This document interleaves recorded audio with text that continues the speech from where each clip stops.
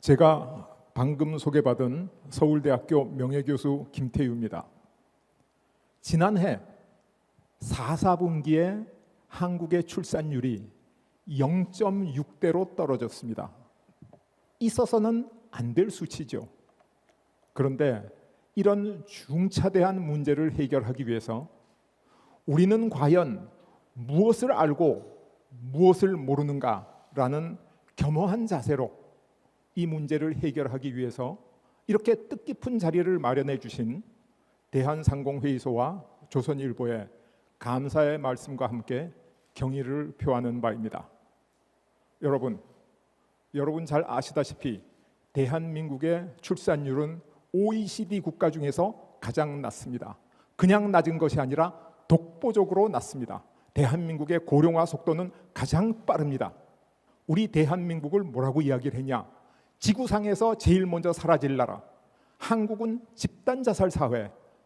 대한민국 완전히 망했네요. 대한민국은 녹아내리고 있습니다. 그리고 심지어 유럽 봉건 사회를 완전히 붕괴시킨 패스트, 그 이상 위험하다. 대한민국이 소멸하고 있다. 이렇게까지 이야기했습니다. 이것은 정말 책임감 있는 외국 명사들의 솔직한 표현이고, 이것이 바로 우리 대한민국의 민낯이라는 사실을 우리가 직시하지 않으면 안 된다. 저는 그렇게 생각합니다. 이러한 위기의 즈음에서 대한민국 정부는 넉넉고 있었는가? 그렇지 않습니다. 저출산 고령사회 기본계획을 만들어서 380조 5천억 원이라는 엄청난 예산을 투입했습니다. 그런데 출산율은 어떻게 되냐? 계속 떨어지고 있습니다. 여러분, 지원은 필요합니다. 금전적인 지원이 출산율에 도움은 되겠죠. 그러나 연도별 지원 예산의 추이를 보면 투입하는 예산은 기하급수적으로 늘어나는데 대한민국의 출산율은 속절없이 떨어지고 있습니다. 혹시 우리가 밑 빠진 독에 물을 붓고 있는 것은 아닌지, 우리가 문제를 직시하고 반드시 올바른 해결책을 찾아내야만 합니다. 여러분, 문제가 풀리지 않을 때, 밀림에 갇혀가지고 탈출구를 찾지 못할 때 눈앞에 있는 나무를 보고 돌을 보고 우왕좌왕하면 영원히 그 밀림을 탈출할 수 없습니다. 방법은 높은 곳에 올라가서 밀림 숲 전체를 조망하는 것이 해결책을 찾아내는 가장 현명한 방법입니다. 그래서 우리나라의 저출산 문제를 인구 문제라는 큰 그림 하에서 한번 조명해 볼 필요가 있다. 저는 그렇게 생각합니다. 과거 농업사회에서는 영유아의 사망률이 50%를 훨씬 넘었습니다. 그리고 평균 수명도 30대 중반을 넘지 못했습니다. 그래서 인류가 이 세상에 지속 가능한 발전을 하기 위해서는 필요 이상으로 아이를 많이 낳는 쪽으로 농업사회의 인류가 진화해 왔습니다. 생존 전략이었습니다. 그런데 산업혁명이 터지고 나서 질병이 퇴치돼서 영아 사망률이 거의 제로에 수렴하고 평균 수명이 2배 이상 늘어나게 되니까 인구가 엄청난 속도로 늘어나서 인구 폭탄이라는 표현이 나타나기 시작했습니다. 지구상의 인구가 너무 많으니까 어떤 문제가 생기죠? 과잉 인구, 과당 경쟁. 그래서 산업사회의 인류는 또다시 지속 가능한 발전을 위해서 이러한 과잉 인구라는 현상에 적응하기 시작하고 대응하기 시작한 것이 저출산 추세의 본질입니다. 그래서 적게 태어나고 이미 태어난 인구들이 많이 오랫동안 건강하게 사니까 인구 피라미드가 역피라미드, 역삼각형 형태로 변해버린 겁니다. 앞으로 어떻게 될 것이냐? 지금 연세 많으신 분들이 세월이 흘러서 돌아가시고 적게 태어난 젊은이들이 이 지구상에서 아주 쾌적하게 번영과 평화를 누릴 수 있을 것이다. 저는 그렇게 생각합니다. 문제는 언제냐? 지금 이 순간입니다. 인구 폭탄과 함께 저출산이라는 위기를 겪고 있는 이 순간을 우리가 넘어서야 됩니다. 우리는 이 순간을 극복할 사명을 가지고 있습니다. 그래서 여러분 보시다시피 수천 년 동안 세계 인구는 거의 증가하지 않았습니다. 그대로였습니다. 그런데 산업혁명을 기점으로 해서 세계 인구는 수직적으로 늘어나기 시작했습니다. 인구가 많이 늘어났습니다. 인구가 많아지면 어떻게 되죠? 인구가 너무 많아지면 식량이 부족합니다. 자원이 고갈됩니다. 환경이 파괴됩니다. 그리고 기후에 이상이 생깁니다. 심각한 위기죠. 이 문제를 가장 신랄하게 또 과학적으로 잘 지적한 보고서가 성장의 한계라는 보고서입니다. 로마 클럽에서 이 보고서가 나오자마자 30개 이상의 언어로 번역되고 3천만 부 이상이 팔려나가면서 전 세계의 지식인들한테 이 성장의 한계가 중요한 화두로 떠오르기 시작했습니다. 그때 세계 인구가 몇 명이었냐고요? 1972년 그때 세계 인구가 38억 명에 조금 미달했습니다. 지금 세계 인구 몇 명이죠? 80억 명을 넘었습니다. 인구가 많아도 너무너무 많습니다. 이 많은 인구에 만물의 영장이라고 하는 인류가 또다시 적응하기 위해서 저출산을 시작한 겁니다. 여러분, 많은 동물 실험에서, 동물 행동학자들의 실험에서 볼 것 같으면 일정한 생태 범위 내에서 개체수가 계속 늘어나서 잘 번성하다가 경쟁이 심해지고 개체수가 너무 많아져서 생태 환경이 나빠지면 개체수를 줄여나간다. 이게 생명체의 본능입니다. 인류학자들이 사람을 가지고 실험할 수는 없지만은 과거의 인류 역사상 고립된 생태계 속에서 인간도 똑같은 행태를 보였다라는 것이 학문적으로 연구를 통해서 많이 증명이 되어 있습니다. 이것이 바로 저출산의 본질입니다. 그래서 출산율은 떨어지고 있습니다. 상당히 가파른 속도로 떨어지고 있습니다. 시작은 성평등에 의해서 여성들이 교육 기회를 갖게 되고 사회에 참여하고 그러면서 출산 시기가 늦어지고 출산율이 낮아지고 등등 우리가 여러분들이 너무나 잘 아시는 많은 사건, 사고들이 중간에 있습니다. 그러나 이 배경에는 뭐가 깔려 있냐? 인류가 생존을 위한 적응을 하고 있다라는 거대한 거시적인 사실이 깔려 있습니다. 그래서 저는 저출산을 인류 문명의 지속 가능성을 보여주는 희망이다. 이게 생존 전략이기 때문이다. 그래서 저출산은 범세계적인 저출산은 축복이라고 이야기하고 싶습니다. 여러분, 이 그래프에서 위에 있는 점선은 전 세계의 출산율을 보여주는 것이고 밑에 있는 점선은 OECD 국가의 출산율을 보여주는 것입니다. 전 세계가 산업화하고 발전해 가고 있습니다. 출산율은 떨어지고 있습니다. 출산율이 떨어지면 이 과잉 인구 문제가 해소될 것입니다. 물론 출산율이 떨어지는 과정에서 출산율의 감소를 겪는 국가들은 약간의 부작용이 있을 수 있습니다. 새로운 노말, 새로운 균형을 찾아가기 위해서는 여러 가지 적응 대책이 필요한 것은 사실입니다. 그러나 제가 비유해서 말씀드린다면 만병의 근원이 뭔가 비만이죠. 과잉 체중, 비만해지면 고혈압, 고지혈증, 당뇨 말할 것도 없이 모든 병들이 이 과잉 비만에서 생깁니다. 인류 지구 생태계도 마찬가지입니다. 인구의 과잉 비만으로 시름 앓고 있던 이 인류 문명이 저출산을 통해서 다이어트에 성공하고 있다. 초창기에 작은 부작용만 해소하면 인류 생태계가 훨씬 더 건강하게 오래오래 지속 가능한 발전을 할 수 있다. 그래서 저는 저출산을 인류 문명사의 축복이다 이렇게 이야기합니다. 그러나 한국의 출산율을 보십시오.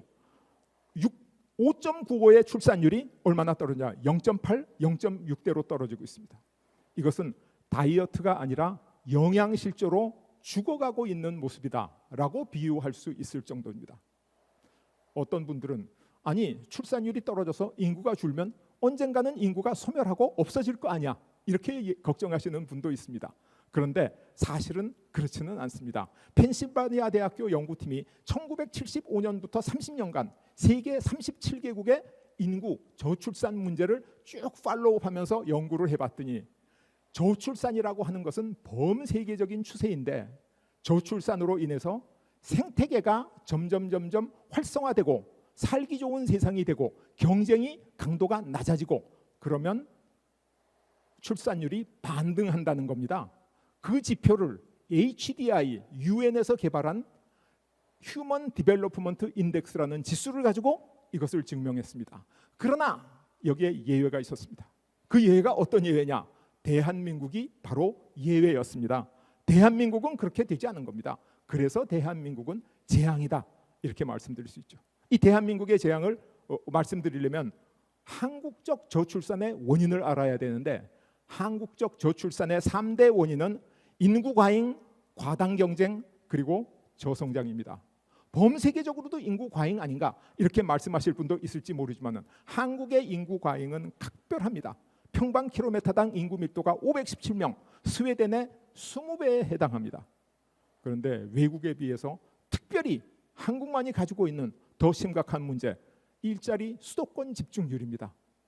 이 수도권 집중도가 독일에 비해서 12배나 높습니다. 뿐만 아니라 우리나라는 지난 30년간 매 정부 임기마다 경제 성장률이 평균 1%씩 하락을 지속해 왔다는 사실입니다. 여기서 인구가 많은 것은 원래 그랬으니까 할 수 없다 치더라도 수도권 집중, 이거 정책적 실패입니다. 인재입니다. 인간이 만들어낸 잘못이에요. 저성장 마찬가지입니다. 정책적 실패입니다. 여러분 생각해 보세요. 우리가 저출산의 선진국, 출산율 반등에 성공했던 사례로 가장 많이 회자되고 있는 프랑스의 예를 볼 것 같으면 우리는 프랑스보다 인구 밀도가 4배 이상 높습니다. 수도권 집중률이 2배 이상 높습니다. 그러면 대한민국 청년들이 수도권에 몰려서 느끼는 경쟁의 강도, 그 스트레스는 프랑스 청년들에 비해서 9배 이상, 10배 가까이 높다는 얘기입니다. 여러분 상상이 가십니까? 대한민국 젊은이들이 얼마나 힘들고 얼마나 괴로울지 아시겠습니까? 그래서 대한민국 젊은이들이 비명을 지르기 시작했습니다. 절규하기 시작했어요. 뭐라고 얘기하냐? 이 땅은 지옥이다, 헬조선이다, 이렇게 이야기하기 시작했어요. 그런데 여러분 소리 없는 아우성이라는 식귀를 기억하십니까? 말로 하는 비명보다도 행동으로 보여주는 비명은 더 처절하고 더 위험한 비명입니다. 그 비명이 뭐냐? 3포 세대라는 것입니다. 연애를 포기하고 결혼을 포기하고 출산을 포기하고. 얼마나 힘들었으면 인간의 원초적인 본능인 연애를 포기해요. 얼마나 아팠으면 인생의 보금자리인 가정을 포기해요. 얼마나 힘들었으면 생명체의 기본적인 종족보 등의 출산까지 포기했느냐. 정말로 대한민국 젊은이들 괴로웠습니다. 대한민국 젊은이들 이 아픈 고통을 어루만져주고 해결해주는 사람이 없었습니다. 일부 기성세대는 뭐라 그랬냐? 우리는 옛날에 라면 사 먹을 돈도 없을 때도 아이 낳고 다 키웠는데 요즘 젊은이들은 밥값보다 비싼 브랜드 커피 사서 마시고 명품 옷 입고 다니고 뭐가 힘들어? 이렇게 준엄하게 꾸짖었습니다. 일부 기성세대는 힘들지? 그래 원래 그런 거야. 아프니까 청춘이야. 젊었을 땐 다 그런 거다. 이렇게 위로를 했습니다. 준엄하게 꾸짖는다고 위로한다고 이 문제가 해결됩니까? 절대로 해결되지 않습니다. 이 문제는 우리가 해결해 주지 않으면 안 될 문제입니다. 그래서 제가 이 젊은이들의 고통을 해결해 줄 수 있는 방법이 뭔가를 연구하다가 이모작 사회라는 개념을 생각해서 은퇴가 없는 나라라는 책을 썼습니다. 그런데 대한민국의 지도자 중에 대한민국에 뜻있는 분들 중에 아무도 이 청년들의 비명을 귀담아 들어주는 사람이 없었습니다. 대한민국의 지도자 중에 아무도 이 문제를 해결하기 위한 방법을 구하고 알려고 하는 분도 없었습니다. 그리고 세월이 십수년이 흘러 드디어 한국의 출산율이 0.6대에 도달하게 됐습니다. 자, 어떤 분들은 그래 아이를 적게 낳으면 더 편하게 잘 살 수 있지, 해외여행도 할 수 있고 맛있는 것도 먹고. 그렇지 않습니다. 연구 결과에 의하면 사람은 희망이 있을 때 출산을 선택한다. 이게 여러 가지 연구 결과로 나타나 있습니다. 우리나라도 한때 경제 성장률이 엄청난 속도로 발전할 때가 있었습니다. 2자릿수를 근접할 정도로 경제가 발전하고 있을 때가 있었어요. 이때 기성세대들은 아이를 많이 낳았습니다. 이때 굉장히 가난했습니다. 라면 사 먹을 돈도 없어요. 근데 왜 아이를 낳냐? 이분들은 한국전쟁 이후에 국민소득 100불 시대에 태어난 분들입니다. 이분들이 가임기가 됐을 때, 가정을 꾸렸을 때 국민소득이 1000불이 됐습니다. 그랬더니 이분들이 생각할 때 내 자식은 국민소득 10,000불 시대를 살아갈 것이다 라는 확신이 있었습니다. 그래서 아이를 낳은 겁니다. 돈이 있어서 아이를 낳은 게 아니고 풍요해서 아이를 낳은 게 아니라 희망이 있었기 때문에 아이를 낳은 것입니다. 그거로 한국 경제는 발전하고 발전해서 국민소득이 3만 불을 넘고 선진국 대열에 진입하기 시작했지만은 경제 성장률은 대세 하락하고 있습니다. 경제 성장은 기대만큼 이루어지지 않는데 경쟁은 점점 더 치열해 가고 있습니다. 이 젊은이들이 어떻게 느끼느냐? 내 자식은 나보다 좋은 세상을 살아가기 힘들 것이야. 경제는 성장하지 않는데 경쟁은 점점 더 치열해지고 있어. 그래서 풍요롭지만은 절망할 수밖에 없었고 절망은 저출산을 이끌어냅니다. 경제 성장은 희망입니다. 희망은 바로 행복입니다. 그래서 아이를 낳는 겁니다. 경제의 정체는 절망입니다. 절망은 불행입니다. 그래서 아이를 낳지 않는 겁니다. 여러분, 전쟁이 끝나면 평화가 옵니다. 아무리 힘들어도 평화가 오면 종족과 국가를 가리지 않고 베이비붐이 옵니다.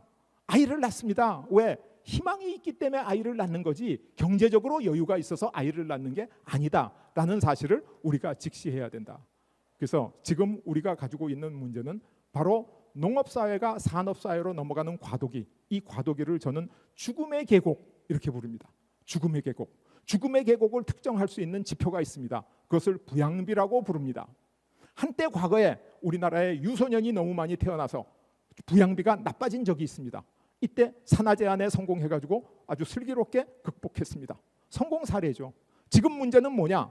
고령자가 너무 많고 그래서 부양비가 나빠지고 거기다가 생산 가능 인구가 줄어들어서 부양비가 또 한 번 나빠지고 고령자 숫자를 줄일 수 있는 방법은 없습니다. 아이를 많이 낳는 것을 덜 낳게 하는 것은 정책적으로 성공할 수 있어도 아이를 안 낳고 있는 것을 더 많이 낳도록 하는 것은 현실적으로 어렵거나 거의 불가능한 일입니다. 그래서 저출산 대책은 실패하고 있는 겁니다. 그래서 유소년을 줄이는 부양비 개선은 성공했지만은 노년 부양비는 개선할 수가 없다. 그래서 대한민국의 인구 문제를 정확하게 표현하기 위해서 제가 부양비를 한국형 노년 부양비로 다시 한번 정의해봤습니다. 대한민국에서 정규직에서 제대로 경제 활동을 왕성하게 하고 가치를 창출하는 나이는 25세부터 54세까지 30년입니다. 그 후에는 일을 해도 비정규적인 경우가 대단히 많고 그렇기 때문에 정규 직장이라고 하기는 좀 어려움이 있습니다. 자, 문제의 핵심은 뭐냐 하면 1999년 2년에는 우리 경제가 적어도 3명 이상이 일해서 1명을 부양하는 구조를 갖고 있었는데 2030년이 지나면 머지않아 1명이 일해서 1명을 부양하는 시대가 온다. 1명이 일해서 1명을 부양하게 되면 젊은이들이 허리가 휘어집니까? 아닙니다. 부러집니다. 이것이 문제의 핵심입니다. 왜 젊은이들이 허리가 부러지느냐? 의료보험을 타가는 노인은 많은데 의료보험을 불입할 젊은이 숫자는 적죠. 연금을 받는 노인 숫자는 많은데 연금을 불입한 젊은이 숫자는 적죠. 세금을 가지고 챙겨야 될 복지 예산은 많이 들어가는데 세금을 낼 젊은이들은 줄어들죠. 이것이 문제의 핵심입니다. 다시 한번 정의해서 말씀드리면 저출산 문제의 핵심은 저출산으로 인구가 줄어들어서 소멸된다. 절대로 아닙니다. 그런 일은 일어나지 않습니다. 저출산은 축복이라고 말씀드렸죠. 그런데 저출산 속도가 너무 빨라버리면 부양비가 깨져서 사회 안전망이 무너지고 국가와 사회가 붕괴하게 됩니다. 저출산 문제의 핵심은 출산율이 아니라 부양비다라는 사실을 우리가 직시해야 돼요. 그래서 이 죽음의 계곡, 제가 부르는 죽음의 계곡은 경제활동 인구가 일정 비율 이하로 떨어지면 이 사회가 붕괴됩니다. 이것을 슬기롭게 넘어갈 방법을 우리가 찾아내지 않으면 안 된다. 이런 말씀을 드립니다. 자, 죽음의 계곡, 초저출산 0.65 어디서 왔느냐? 누구의 잘못인가? 일부 기성세대의 잘못입니다. 아까 말씀드렸듯이 수도권 집중, 저성장 전부 정책적 실패입니다. 그래서 일부 기성세대가 잘못한 겁니다. 누가 피해자인가?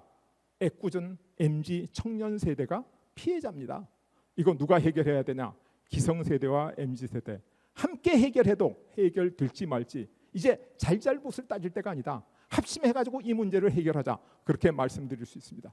이것 외에는 다른 방법이 없습니다. 지금 여러분 뉴스를 보세요. 유튜브에 들어가 보세요. 저출산에 대한 문제가 쏟아지고 있습니다. 언론사는 전부 특집을 만들어가지고 저출산 문제를 조명하고 있습니다. 그런데 이 문제가 왜 안 풀리죠? 왜 한국의 저출산 문제는 해결되지 않죠? 저렇게 많은 사람이 관심을 가지고 있고 저렇게 많은 특집이 쏟아지고 저렇게 많이 홍보가 되고 있는데 우선 진단이 잘못됐기 때문입니다. 한국의 저출산의 원인은 서구 선진국의 저출산 원인하고 다르다. 아까 말씀드렸죠? 그래서 과당 경쟁과 저성장이라는 인재 때문이다. 두 번째, 처방이 잘못됐습니다. 출산율을 높이려고 모든 목적을 출산율 제고에 뒀는데 그렇게 하면 안 된다. 방향을 잘못 잡았다. 뭘 해야 되냐? 부양비를 개선해야 된다는 거예요. 부양비 개선하는 방법을 찾아야 된다는 거예요. 그다음에 세 번째, 치료도 잘못됐습니다. 돈을 준다고 아이를 낳는다? 제도적으로 아이를 낳도록 한다? 옛날에 출산율이 높을 때 기성세대 돈 마련해놓고 아이 낳은 사람 없었어요. 그런데 출산율 높았어요. 그래서 이 재원 문제도 우리가 짚어봐야 된다. 거기다가 우리나라의 출산 정책이 의도한 바는 다르게 역효과를 보이고 있다는 겁니다. 언론에 나오는 대한민국의 양육비와 자녀를 결혼시켜서 이 사회에서 새 출발할 때까지 얼마나 돈이 드냐, 언론에 나온 얘기를 종합해 볼 것 같으면 총 약 6억 원 정도나 소요된다는 겁니다. 제가 저출산 문제에 관심을 가지고 대학 교수로서 젊은 제자들하고 수없는 대화를 나눠봤는데 젊은 제자들이 왜 자녀를 갖기를 꺼리는가? 이렇게 돈이 많이 드는데 이 돈도 준비 안 해놓고 아이를 낳는 것은 부모로서의 자격이 부족한 게 아닌가라는 죄책감을 갖게 합니다. 이것을 홍보한 이유는 출산율을 높이기 위해서 이렇게 많이 돈이 드니까 돈 좀 도와줘야 된다라는 의미로 했는데 젊은이들은 어떻게 받아들이느냐? 6억 원을 준비해 놓지 않고 아이를 낳는 것은 무책임한 일이다. 12억 원을 준비해 놓지 않고 둘을 낳는 것은 무책임한 일이다. 이렇게 받아들이고 있다는 겁니다. 이 문제 개선하지 않으면 안 됩니다. 젊은이들의 죄책감을 자극해서 더 이상 저출산을 유도해서는 안 된다는 거죠. 그래도 많이 도와주면 애 낳을 거 아니야. 이렇게 얘기하는 사람도 있어요. 요즘 1억 원 준다고 애를 낳지 않는다. 이런 뉴스를 제가 대담을 본 적이 있습니다. 자, 그러면 1인당 한 2억 원 정도 주면 어떠냐? 아니, 평생 애 키워서 결혼시킬 때까지 6억 원이 든다니까 2억 원은 줘야 되지 않겠어? 이렇게 쉽게 얘기하시는 분들이 있는데 여러분, 우리나라의 출산율을 OECD 평균인 1.6까지 올리려면 1년에 50만 명이 태어나야 되고 2억씩 주면 1년에 100조 원씩 들어갑니다. 대한민국 예산을 한 번이라도 훑어보신 분은 이거 불가능하다는 사실을 너무나 잘 알고 있습니다. 여러분, 파이낸셜 타임스에서 제가 갖고 온 그래프인데 각국의 그 패밀리 프렌들리 출산 관련 예산 추이와 저출산 정도가 아주 정확하게 표시되어 있습니다. 한국이 저출산에 소비하고 있는 돈이 선진국에 비해서 상당히 적다, 동의합니다. 근데 저걸 2배 쓴다고 3배 쓴다고 문제가 해결될 것이냐? 여러분, 그렇게 보이십니까? 절대로 그렇지 않습니다. 또 한 가지 저출산 대책의 역효과, 젊은이들한테 가장 중요한 게 집이야. 아이를 키우려면 집이 있고 방이 있어야 될 거 아니야. 이렇게 얘기하시는 분 정말 옳으신 말씀입니다. 그런데 대한민국의 주택 보급률은 100%를 넘었습니다. 지방에 가면 빈집이 남아돌고 있습니다. 집이 부족한 것은 어디냐? 수도권입니다. 수도권으로 젊은이들이 일을 찾아서, 이성을 찾아서 밀려들고 있습니다. 이 젊은이들한테 집을 전부 제공하게 되면 어떻게 되죠? 수도권 집중률이 더 올라가겠죠. 우리나라는 수도권 집중도가 세계적으로 높습니다. 그런데 더 집중하면 어떻게 되죠? 더 나빠집니다. 여러분, 제가 저출산 관련 보고서 중에 가장 잘된 보고서 중에 하나라고 얘기하는 한국은행 보고서에 따르면 저출산 문제를 해결하기 위한 6개 시나리오를 상정하고 이 시나리오를 전부 다 성공적으로 집행하면 우리나라의 저출산 문제가 84.5% 해결된다. 저는 이 보고서의 내용을 믿습니다. 그렇게 될 겁니다. 그런데 그중에 도시 인구 집중도 하나만 낮춰도 우리나라 저출산 문제의 반은 해결한다. 그런데 서울에 그린벨트를 풀어가지고 주거를 제공해요. 그럼 어떻게 되죠? 도시 집중률은 점점 더 높아집니다. 그럴 돈이 있느냐? 그린벨트 풀어서 집 싸게 지어주면 교통 인프라는 어떻게 하죠? 교육 인프라는 어떻게 하죠? 물류 인프라, 문화 인프라, 의료 인프라는 어떻게 하죠? 그래서 그렇더라도 해야지. 그렇게 되면 우리나라의 국토 불균형이 수도권 집중도가 현재 50%에서 70%, 80% 올라갈 겁니다. 자, 우리가 지금까지 알고 있던 것의 얘기도 많이 했는데 이 외국에서도 다 조사를 해보니까 저출산 대책의 정책 효과는 있거나 없거나 미미하고 다른 효과가 도미네이트하더라, 더 크더라 하는 게 파이낸셜 타임스의 연구 결과입니다. 자, 지금까지 안 되는 일만 말씀드렸습니다. 지금까지 우리가 무엇을 알았고 무엇을 잘못 알았는지 말씀드렸는데, 제가 우리가 어떻게 할 수 있는가, 극복하는 대책이 없으면 그런 말씀을 드릴 필요가 없었겠죠. 그래서 저는 저출산은 극복할 수 있다 이렇게 생각합니다. 1단계 우리는 보존적 대책을 해야 됩니다. 보존적 대책이라는 건 저출산을 주어진 환경으로 보고 여기에 적응하기 위해서 연금을 덜 받고 더 지불하는, 더 불입하는 방법, 국가재정, 노동, 국반, 저출산 사회에 적응하는 방법을 연구하고 이걸 추진해 나가야 됩니다. 이건 당연한 겁니다. 그리고 또 한 가지는 뭐냐면 출산율을 높이는 출산율 제고 대책입니다. 이게 왜 보존적 방법이냐? 이거는 적극적 방법 아니에요? 출산율만 높아지면 모든 게 해결되지 않아요? 그렇습니다.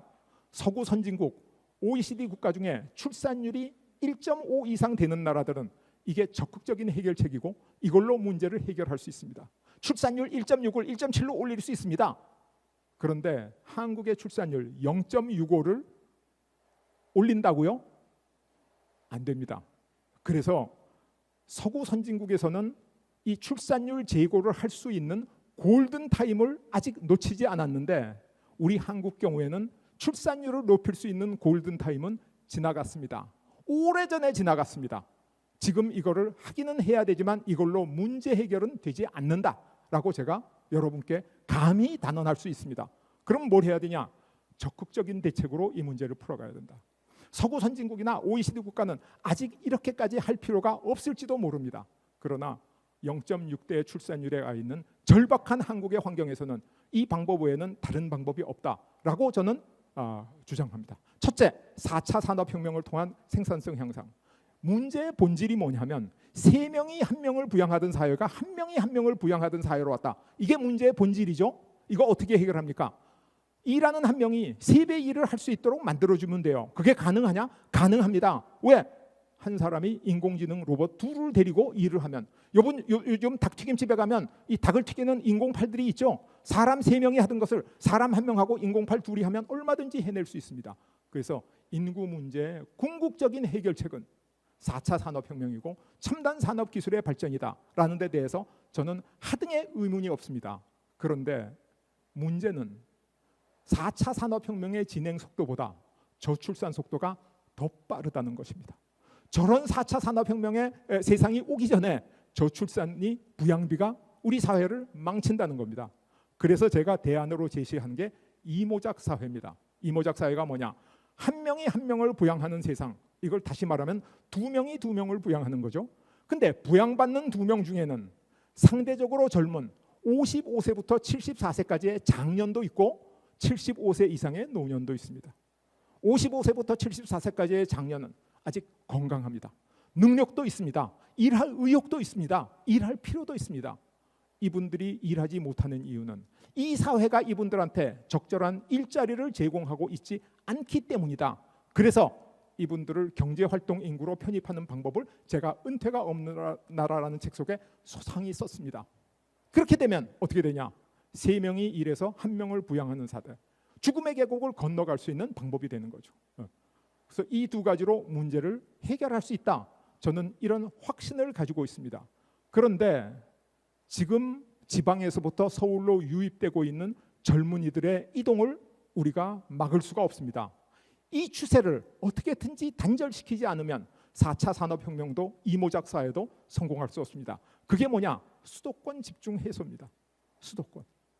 대한민국은 아까도 말씀드렸지만은 국토의 12%가 안 되는 수도권에 국민의 반 이상이 몰렸고 직업의 반 이상이 이 수도권에 있습니다.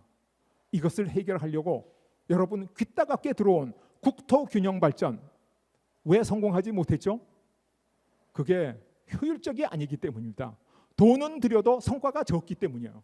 정책이라고 하는 것은 들인 돈보다 코스트보다 베니핏, 성과가 커야 정책이 성공하는데 국토 균형 발전은 절대로 성공할 수 없습니다. 그래서 대한민국을 평평하게 만드는 것이 국토 균형 발전이 아닙니다. 균형 중에 가장 쉽고 가장 확실한 균형은 대칭 균형입니다. 수도권과 같은 인구를 끌어들이는 흡인력을 가진 대도시를 또 하나 만들면 됩니다. 어디다 만드냐고요? 그것을 부산, 울산, 경남 지구에 만들어야 됩니다. 왜 호남이 아니고 왜 영동이 아니고 왜 부울경이냐? 그 이유는 다른 데 만들면 코스트가 베니핏보다 훨씬 크기 때문인데 부울경의 경우에는 적은 코스트로 엄청난 베니핏을 올릴 수가 있습니다. 왜 그런지 아세요? 지금 지구온난화로 북극 항로가 열리기 시작했고 부울경이 바로 북극 항로의 거점 항구가 될 수 있는 최적지입니다. 북극 항로가 대한해협을 지나가기 때문입니다. 그래서 우리가 지금 울산이 죽어가고 부산이 죽어가고 경남이 죽어가고 있는데 이대로 방치하면 북극 항로가 열렸을 때 거점 항구를 유치할 수 있는 기초 체력을 잃어버리게 됩니다. 그래서 저는 서울과 부울경, 수도권과 부울경 이 두 개를 양극 체제로 발전시키면 여세를 몰아서 호남까지 삼극 체제, 영동까지 사극 체제, 그렇게 되면 중부권까지 대한민국의 국토 균형 발전이 자연스럽게 이루어지고 들인 돈보다 효과가 훨씬 크게 이루어질 수밖에 없다라는 확신을 가지고 있습니다. 여러분, 4차 산업혁명, 이모작 사회, 수도권 양극 체제, 이거 장관 한 사람이 할 수 있는 일입니까? 못합니다. 절대로 할 수 없어요. 이거는 전 부처에 나눠져 있는 겁니다. 이 문제를 해결하려면 대통령께서 직접 나서시는 일밖에 없습니다. 저출산 문제 해결은 대통령의 고유 임무다. 내가 이것을 해결하겠다. 왜? 저출산 문제는 우리 국가적으로 민족사적으로 가장 중요한 문제입니다. 과거에도 이보다 심각한 문제가 없었고 앞으로도 이보다 심각한 문제가 없을 겁니다. 그래서 저는 대통령께서 직접 나서지 않고 장관한테 맡기겠다, 부총리한테 맡기겠다, 절대로 되지 않는다, 그렇게 생각을 합니다.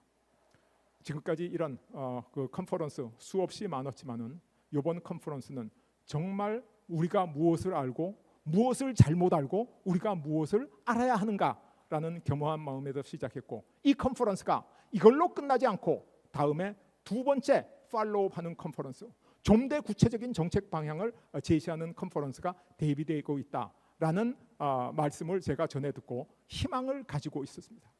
그래서 오늘 이것으로서 제가 여러분들에게 드리는 기조 강연을 끝내겠는데, 마지막으로 드리고 싶은 말씀은 이 자리에 계신 여러분이 해주시지 않으면 아무도 해주지 않습니다. 경청해 주셔서 대단히 감사합니다. Thank you very much, Professor, for sharing your valuable insights and knowledge. Thank you so much.